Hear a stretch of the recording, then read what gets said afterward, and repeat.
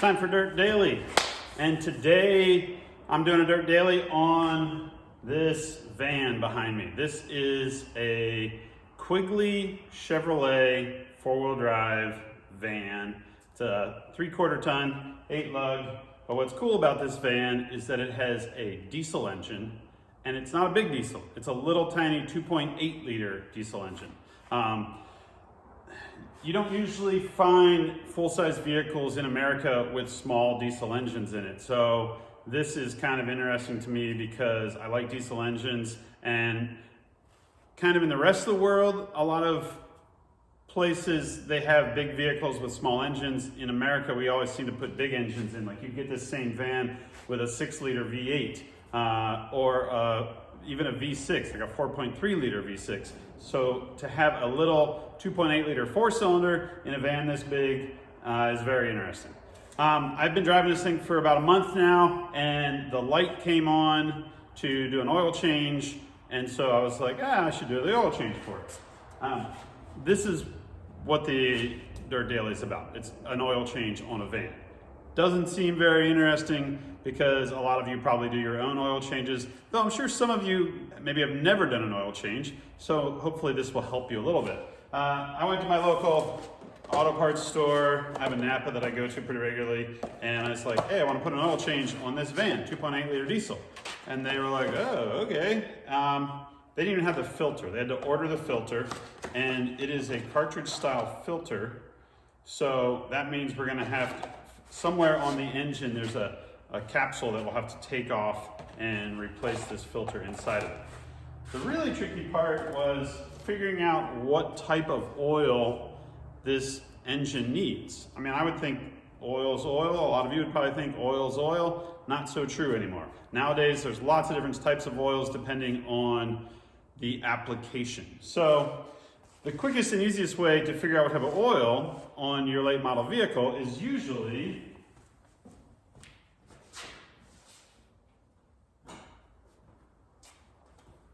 you can just grab the fill plug for the oil and it'll tell you. Like this says Dexos 2 5W30. No big deal. So I was at my store and I said, hey, I need some of this 5W30. And they were like, okay. And I bought it. I bought Mobil 1. This is like, everybody knows Mobil 1. Mobil 1's been around for a long time. It's pretty good oil. And I got home and I was like, well, this is Dexos 1. And the cap specifically says Dexos 2. So what's the difference? Get on the phone, get on the computer. Turns out Dexos is a type of oil that GM helped develop, and their Dexos 1 is for gasoline engines, which if you look at this jug right here, it specifically says for gasoline engines. No problem. I'll go back. So I run back to the auto parts store, and this time I didn't get Mobil 1. I just got Napa's 5W30, full ultimate protection, full synthetic, and what I thought was Dexos 2. I thought that was a 2. But if you look really closely, in the little tiny corner there, there's a number 1. And this one also says for gasoline engines. So now I have 12 gallons of the wrong oil.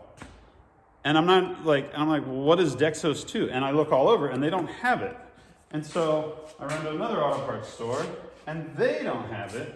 And they're like, well, go to our other store across town. And I walk in there and I'm like, I'm looking for Dexos 2. And the guy's like, oh, I got it right here. And I was like, that's a 1. He was like, oh. So we finally tracked it down. This is the Mobil 1 oil to use. It's called Mobil 1 ESP Dexos 2. Tiny, tiny little Dexos 2. It doesn't say anything on here about for use with diesel engines, but in my research, Dexos 2 can be used in gas engines or diesel engines. Dexos 1 just for gas engines. What's the difference? I don't know. There's stuff, magic lubricants of various shapes and sizes. But this says on the back, fulfills Dexos 2 requirements. Even though it doesn't say anything about diesel, This is the Dexos 2. And so this is what I needed, 6 gallons or 6 quarts of this. So all this other stuff will have to go back or get used on a different project. Maybe a gas engine like Summer Camp Jeep, which is right there with a big old supercharged engine. So the next step is we're gonna put the van up on the lift, drain the oil, and I'm gonna show you how to do that. Now, I don't always do oil changes on the lift. It's really nice having a lift. I know a lot of you don't have a lift. Most of the time I have something on the lift that I'm working on and I just do an oil change on the floor, or I have some ramps that I can just drive up on and do an oil change under. The only reason I'm doing it on the lift today is the lift is open and it's easier to kind of show you where everything is. Do I think a lot of you have a Chevy van with a 2.8 liter diesel in it and don't know how to do your oil change? Probably not. They're kind of a rare vehicle. But this same engine is in some other vehicles like the Chevy Colorado, the GMC Canyon.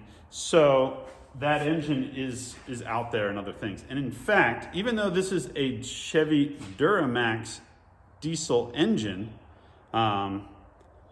it's kind of a derivative of the old VM Motori 2.8 liter engine that was in like the old Jeep Liberty. Not the same, but similar.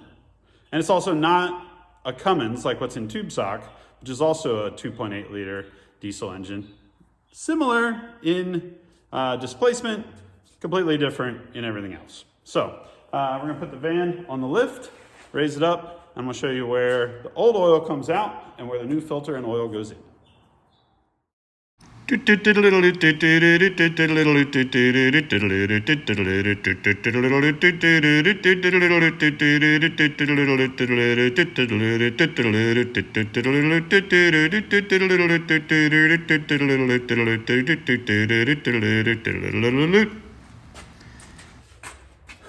The van's up on the lift. It's time to dive into changing the oil. There's some things about this van that are not like a normal van. Specifically, it's 4-wheel drive. Quigley is the company in Pennsylvania that converts these vans to 4-wheel drive. And basically what they do is they modify some of the chassis a little bit and put 3/4 ton truck parts underneath the front of the van. So the engine's right here, the oil pan, which is where we're gonna drain right here, but you can see there's a cross member that's kind of cut out to clearance that.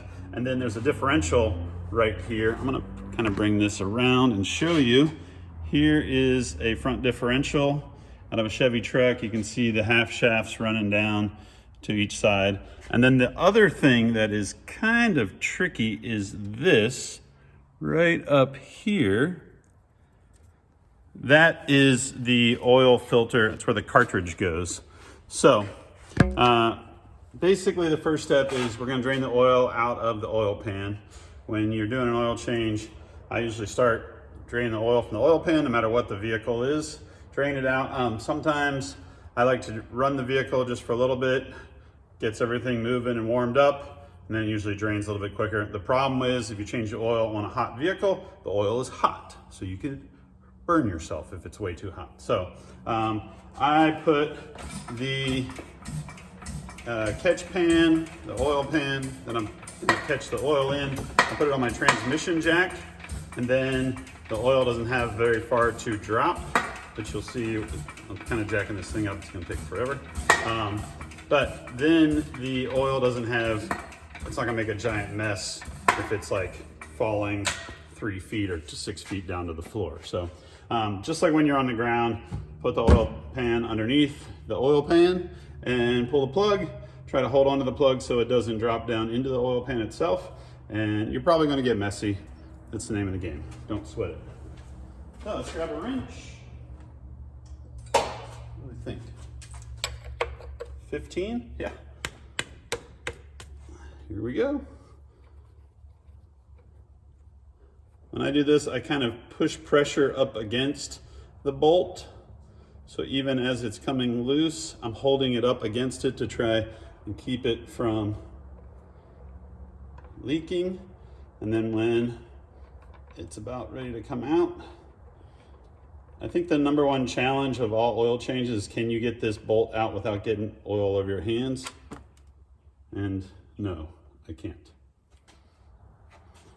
All right, the oil has all drained out. I put the oil plug back in. I like to just tighten these by hand. Just use a hand wrench. Don't use an impact. It's a good way to strip out the threads, just especially if it's an older vehicle. It's been in and out dozens and dozens of times. So just take it easy on all your drain plugs. You do want to make sure it's tight, but don't overdo it. Now we're going to move up to the oil filter. The next step on this oil filter is a little tricky because the van has been converted to four-wheel drive. If you look up here, this is your front axle, and this is the actuator that actuates the front end, the front differential when you engage four-wheel drive. And above this piece right here, where my hand is, that's what holds the oil filter. So that's like a canister that drops out, holds the oil filter in there.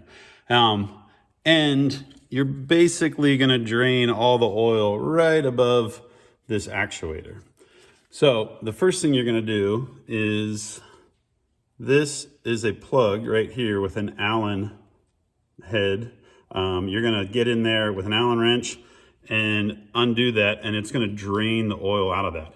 But because this has been converted to four-wheel drive and there's a differential here and the actuator here, we need to get a funnel so that the oil that drains out doesn't just smear all over that actuator and all over the front end and make a giant mess. It'll probably still make a giant mess because it's the way it always is, but we're gonna try and catch as much of the oil as possible, drain it right into the oil pan or the drain pan here, and then be able to recycle all that oil. So let's grab a funnel and see if we can get that oil out without making a huge mess. Okay, let's reach up in here with an Allen wrench and try and get this loose. There it goes.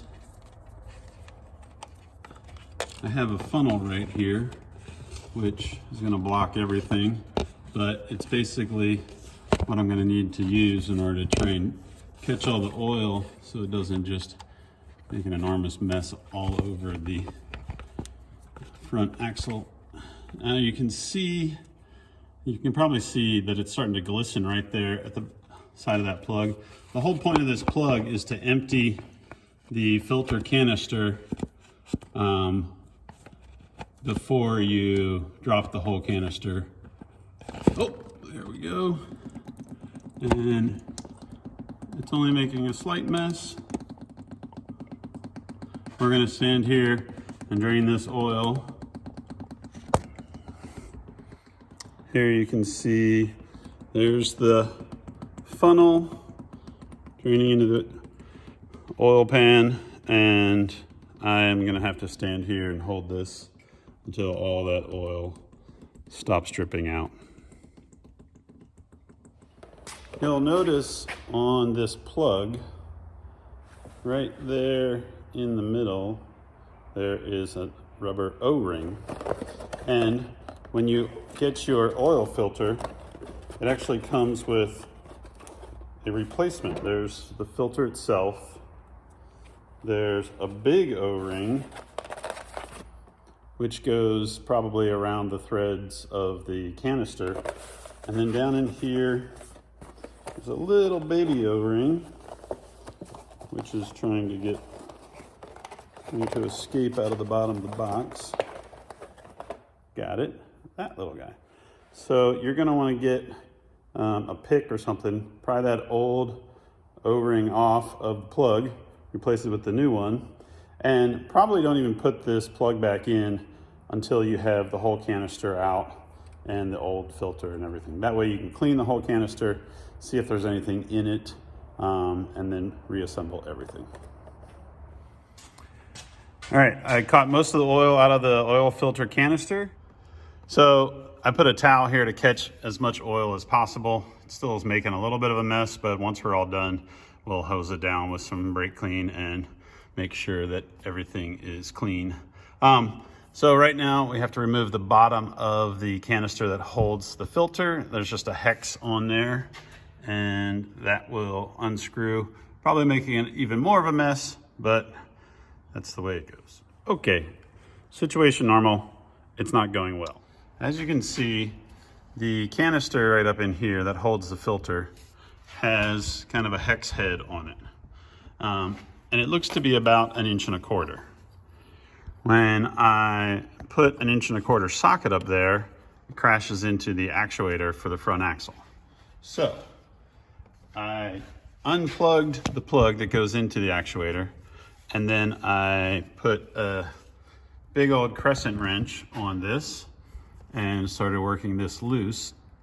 I'll have to put it back on, so that I can remove this, so that I can get the socket onto this, so that I can back that off, so that I can take the filter out and change the oil. This is all the problems because this truck is a 4-wheel drive. And that's just one of the trade-offs. This van didn't come with a front differential under it. Quigley put that under it, and even though it works great as an off-road vehicle, it's a little inconvenient for an oil change.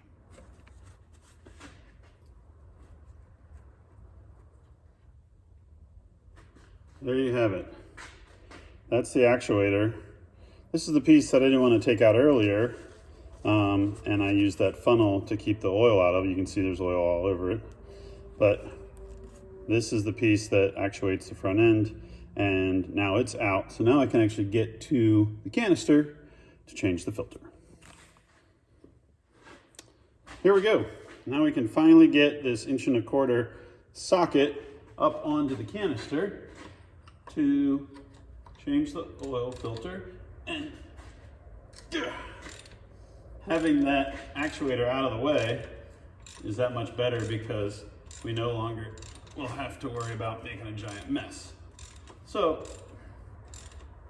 that's an additional step most of these diesel vans wouldn't have because they wouldn't have a front diff, but it's the trade-off of having a 4-wheel drive van versus having just a plain Jane old 2-wheel drive.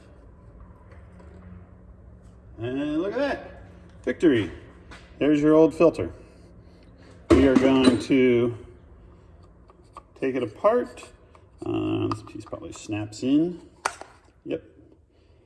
That's the old dirty piece. We'll put that in our drain pan, and we're going to clean this guy out, and then we'll reassemble everything. It's time to button this thing up. There is the plug that goes in the bottom of the filter canister.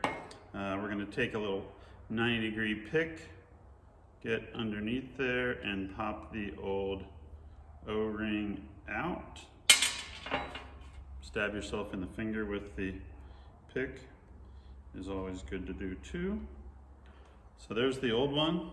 Throw down a paper towel here just to keep any sort of dirt, grime out of all this, because this is where your oil filter goes. There I just popped the new O-ring on the bottom of that, and then this plug can be screwed into the bottom of the canister. I think this is a 6mm Allen wrench. So screw that on there. Now you'll also see on the outside here, there is a blue O-ring on the outside of that canister. We're gonna grab that same pick, peel that off, because there's a brand new O-ring that came with the filter. So if you're buying a filter for one of these, just double check that it comes with both O-rings. One of the things I wanted to mention earlier was, if you've never done an oil change on your vehicle, you're gonna wanna go buy all the stuff before you tear into it. You're gonna wanna buy oil. Most auto parts stores will be able to tell you exactly what type of oil you need, how much you need, and the filter. There's different versions of filters. I usually shop at Napa because it's close by, and I just grab the gold stuff. This filter element has like some kind of clip little teeth on the bottom, and there's matching stuff inside the bottom of this. So this will just pop right down in there. Look at that. So now this is all ready to go back in. Unlike a oil filter, like if you've ever seen just a normal full piece oil filter that screws into the bottom of your engine, it's best to add some oil to the filter so that when you crank the engine, it has oil directly. It's pulling it straight from the filter. It's not cranking over dry. This, I don't really think you're supposed to do that. I mean, I guess you could fill up the bottom half of this, but I'm under the impression that when I dump the oil in at the top of the engine, it will fill this as well as the oil pan. I don't really know. I didn't find anything that said put some oil in here, so I'm gonna just assemble it dry. I did clean it out with some brake clean. This is another thing that I keep nearby is this tub of towels. This one is kind of discolored because it's been in the bed of my truck rolling around. But the cool thing about these tub of towels, it's still wet. It still has enough moisture to clean your hands. Tub of Towels does not pay me. Tub of Towels is not an official sponsor of Dirt Dailies. It's not a sponsor at all. I just really like these things, and I feel like I throw a can of these in just about everything, my truck, my Jeeps, all over the shop. Even when I'm finished with them, these tubs are great for holding like lug nuts or whatever when you're working on something. So check them out, Tub of Towels. All right, completely missed the trash can, but we'll have to go pick that up. Next step, screw this back into the bottom of the truck or the van and start putting it all back together and putting oil in it. Don't forget to reach up in here and clean all those threads before you screw the filter back in. And when you do tighten the filter canister in there, don't overdo it. It's only about, I think it's 18 or 19 pounds of torque to hold that thing in there. So don't get crazy on it with an impact. So next step, feed this up in here. Try not to let any dirt get into it and start tightening it up.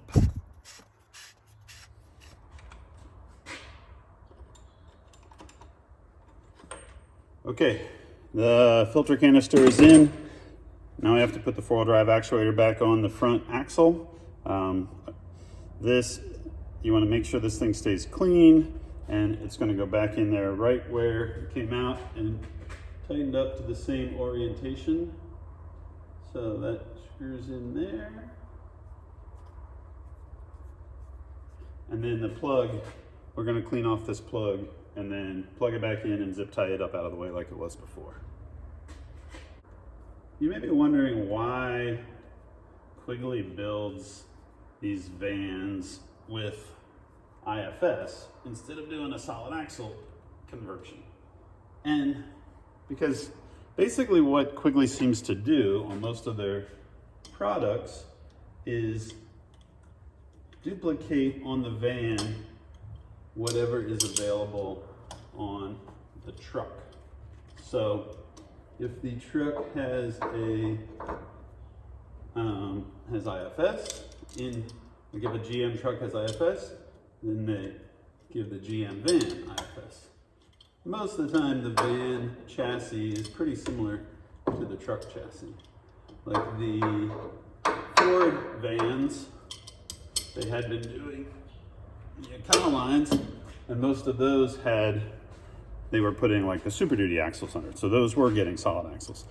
I know that Quigley has played around with putting solid axles underneath a Chevy, but I think in reality, most people that want a four-wheel drive van want something that has factory replaceable parts, whether they're overlanding or whether they're a delivery company for, let's say, I don't know, post office or whatever type of small delivery business you might have in a place where there is snow and inclement weather and you want to buy a four-wheel drive van.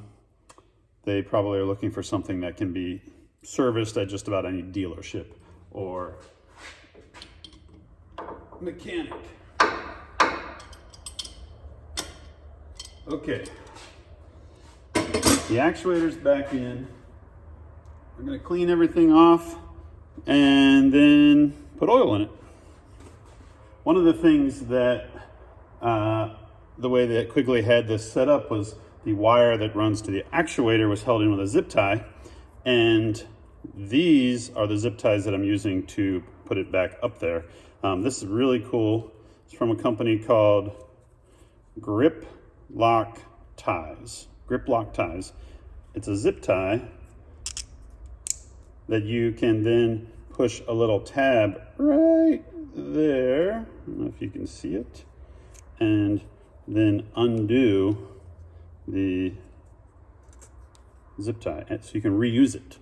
So they're probably more expensive than a normal zip tie, but zip ties are expensive, and most of the time you cut them up and throw them away.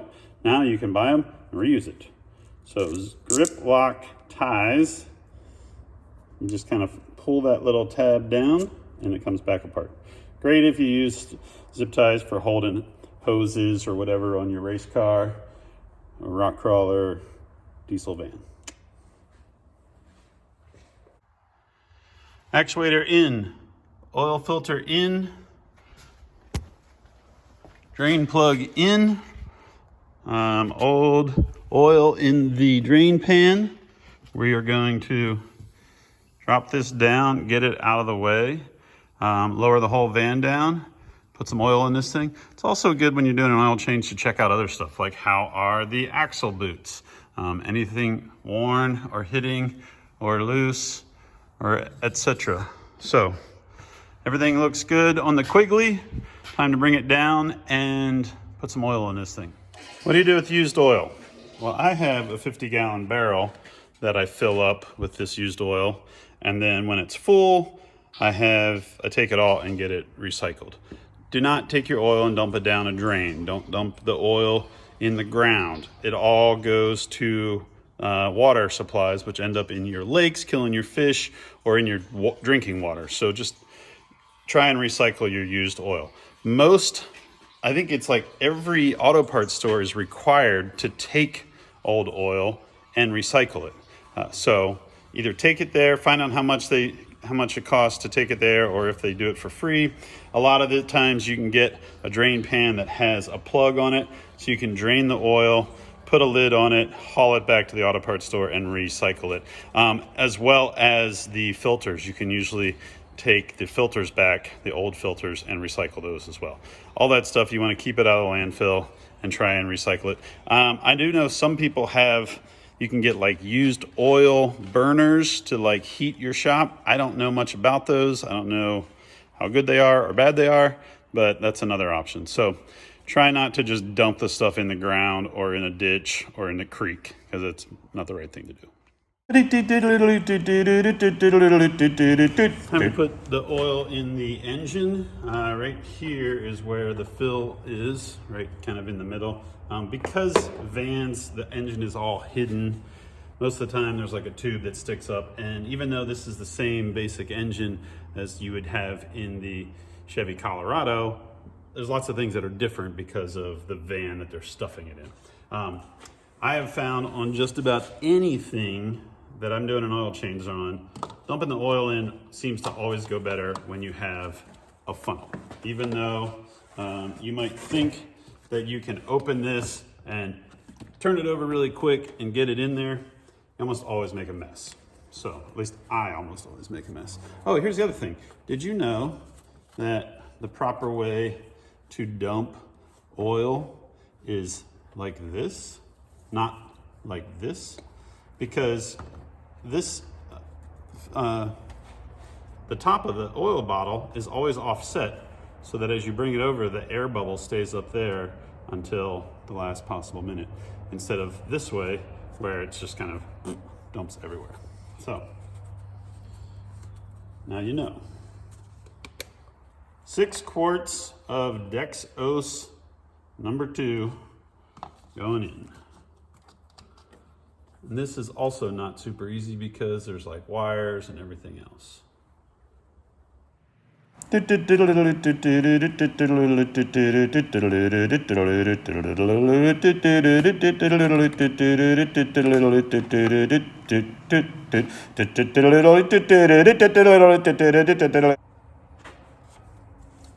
Final step. Check the oil level. this diesel oil gets really dirty and nasty. So this is the hatch mark that you want the oil to be in there. I went with 6 quarts as suggested by the auto parts store and all my search on the internet. And whoa bam, we have it right in the hatch marks, right where we want it. So that's good. Next step, we will reset the oil warning light, and then this thing should be ready to rip.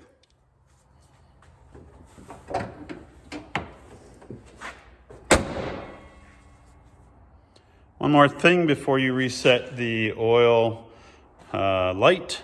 Don't forget to crawl underneath your van, because that's probably where you forgot your flashlight. I really like this flashlight. It's from a company called Blackfire. It's got a big old magnet at the end, so it sticks to stuff, and it has LED lights on the sides, or if you hold the button down, it switches to on the end, so you can use it lots of different ways. But I always seem to stick it onto the bottom of the chassis, and then I'm like, did I leave a flashlight on that truck before I drove away? Don't forget your flashlight. Final step, oil change. We have to reset the little light on the dash. Super simple.